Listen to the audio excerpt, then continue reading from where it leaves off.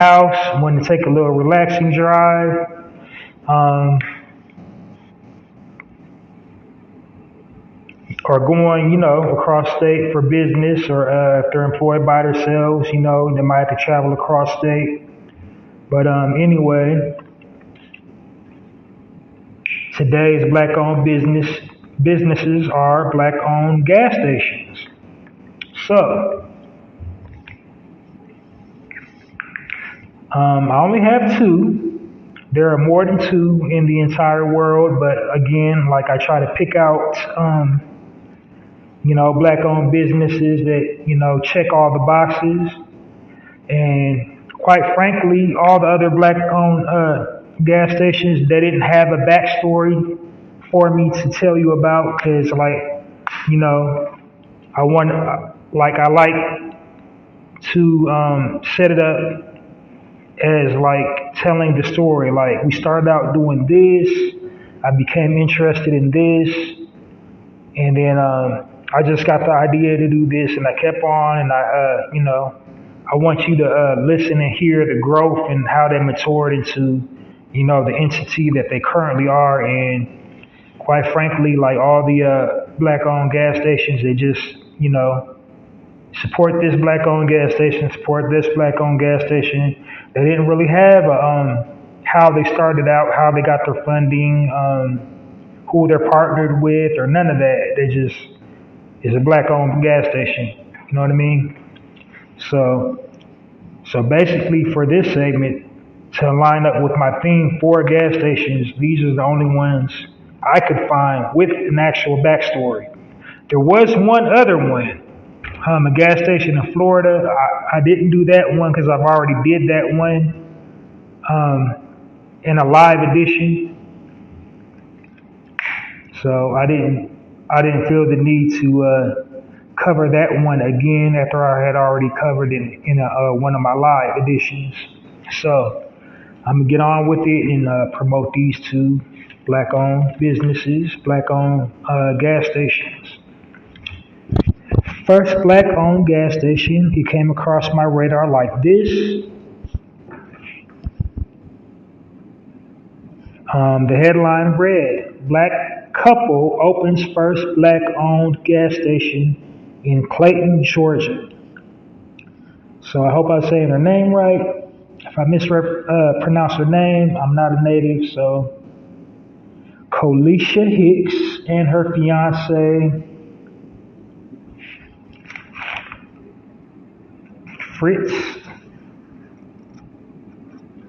Fatz. Can't read my own handwriting right in this, Fatz. So that's that dirty. They in the dirty south, like Fatz. It doesn't say his government name. I think it's let me punch it up right quick because I didn't put that in my notes. I believe it's a BP station, or it might be a Shell station.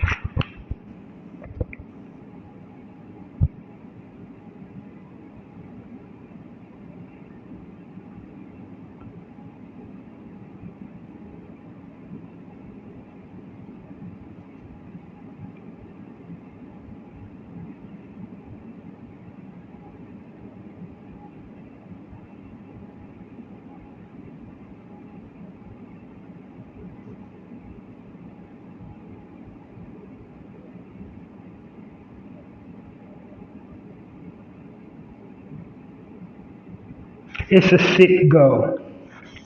Yep, it's a Citgo. All right, so Colesha Hicks and her fiance Fatz with a Z own their own Citgo, and it's located at 7434 Terra Park Boulevard in Jonesboro, Georgia. So that's in the College Park region. So it's kind of the A, but then not really the A.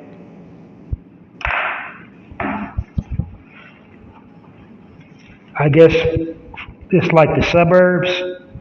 So if you know, if you're from Georgia, then you know that location. The telephone number is 770-892-5432. And they joined the We Buy the Black Block movement. They went viral in 2017 when somebody on one of their close friends, I'm guessing a friend of Fatz, had shared their story. Tory Thompson is his name. After he shared the story on Facebook Live. So yeah, definitely go check that out if you're in that area. Go support that. Let's clap it up for the Citgo in Terra Park Boulevard in Georgia.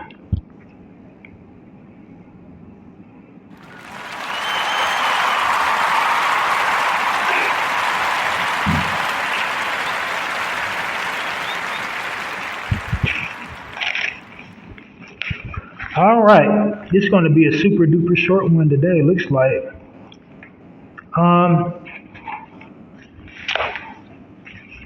Next business, now this one's a BP station. And how it came across my radar, the article read like this. In the heading it said, Wisconsin's only gas station owned by a black woman has been sold to another black. It's a BP station on Milwaukee's north side. It was all in the heading north side, 807 West Atkinson Avenue, I-43. And the original owners of that BP station's name was Diane Stowers, and she owned it for 30 years. She passed ownership down to Kia Trimble-Lea, because she's married and it's like, I don't know, Pinkett Smith. Trimble-Lea, or Lea, it's L-E-A, Lea. Wanted to sell it, the reason why she wanted to sell it to her, she wanted to sell it to another black person, and I'm guessing she was the only other black person actually interested in purchasing it.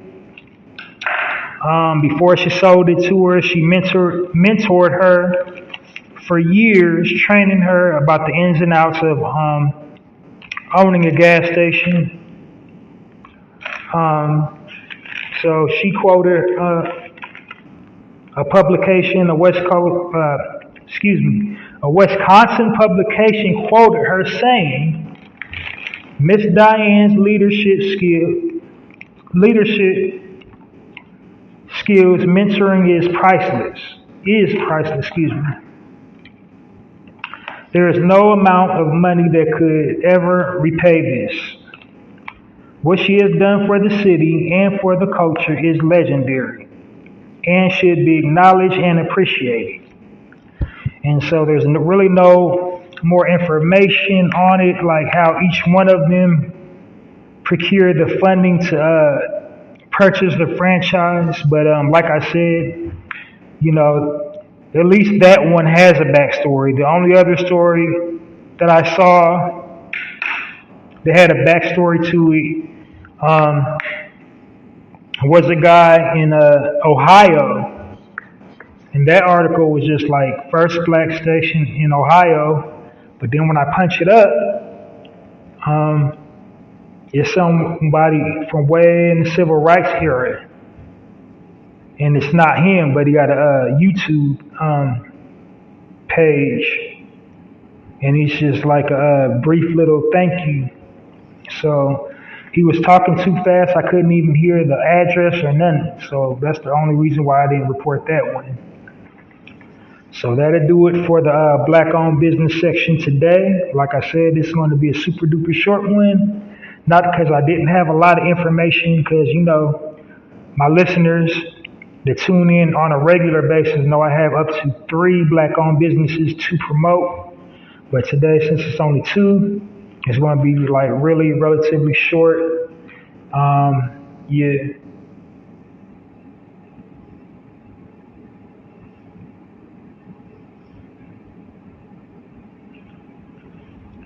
So we're going to clap it up for Kia, the new owner of the BP station, and Diane, former owner of the BP station in Wisconsin.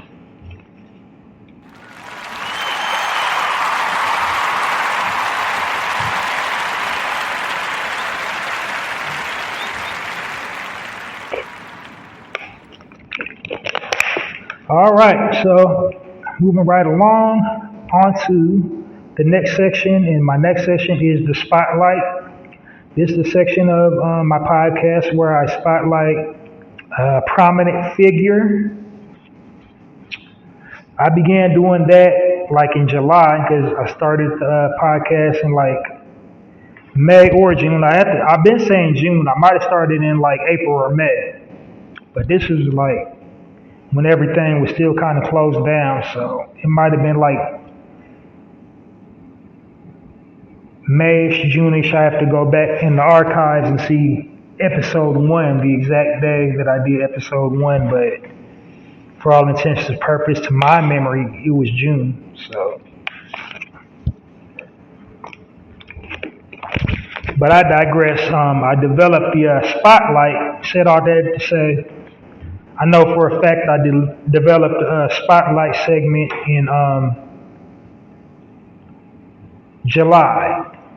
So my first spotlight was Kodak Black, and ever since then I just start doing spotlight for each segment. I spotlighted Kodak Black because he was in the news for giving away air conditioning to a housing project in Florida. Like he pulled up with trucks and like, cause down south is super duper hot. So I thought that was cool and I shared it. And after that, I just kind of, kept the ball going. But I digress. I have noticed ever since I've been doing the spotlight, nobody else was talking about spotlighting. Nobody on the internet, nobody was talking about spotlighting anybody until I started doing it. So, yeah, I mean, except for the exception of the Drink Champs, where their entire show is a spotlight, but pretty much nobody on social media has been doing segments where they give people their roses. So, yeah, I'm flattered that I see everybody else doing it now.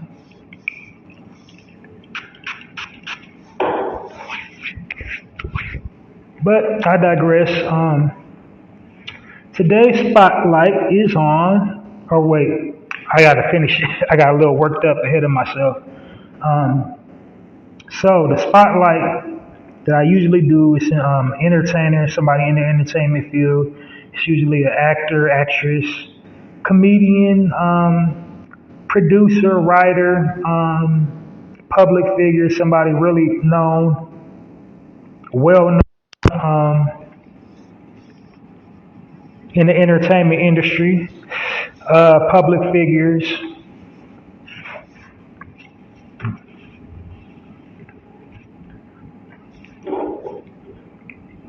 So, yeah, I just want to let you know the types of people I do the spotlight on. And then today's spotlight is on, oh yeah, I still haven't finished. Keep on getting ahead of myself. So the types of people that I spotlight are just kind of similar to the type of, black-owned businesses that I promote. I promote or I spotlight people that has actually done something for the culture, actually have given a voice, spoken on the cause, donated, done some type of philanthropy, has used their platform to speak